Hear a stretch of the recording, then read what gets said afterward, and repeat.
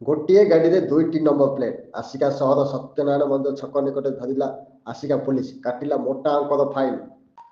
ସେ digital number plate ହଉ କି ପଲ୍ୟୁସନ ସାର୍ଟିଫିକେଟ୍, ଇନ୍ସୁରାନ୍ସ, ଫିଟନେସ୍, ଗାଡ଼ି ମାଲିକମାନେ ସବୁ ବୈଧ କାଗଜପତ୍ର ରଖିବାକୁ ପରିବହନ ବିଭାଗ ନିର୍ଦ୍ଦେଶ ଦେଇଛି। ନିର୍ଦ୍ଦେଶ ଅନୁସାରେ ସବୁଠି କଡ଼ାକଡ଼ି ଚେକିଂ ବ୍ଲକିଂ ଚାଲିଥିବା ବେଳେ ଏହାରି ମଧ୍ୟରେ ଗଞ୍ଜାମ ଜିଲ୍ଲା ଆସିକା ସହରରୁ ଆସିଛି ଭିନ୍ନ ଚିତ୍ର।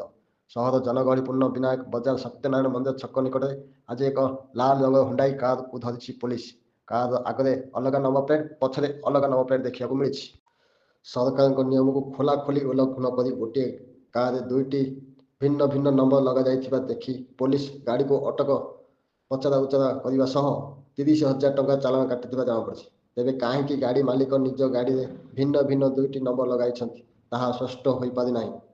ରାତ୍ର 7ଟା ବେଳକୁ ଆସିକା ଥାନା ସବ୍ ଇନ୍ସପେକ୍ଟର ହିମାଂଶୁ ଶେଖର ପାତ୍ରଙ୍କ ସହ କିଛି ଥାନା କର୍ମଚାରୀ ଗାଡ଼ି ଯାଞ୍ଚ ସମୟରେ ଏହି ଗାଡ଼ିକୁ ଧରିବାକୁ ମିଳିଛି।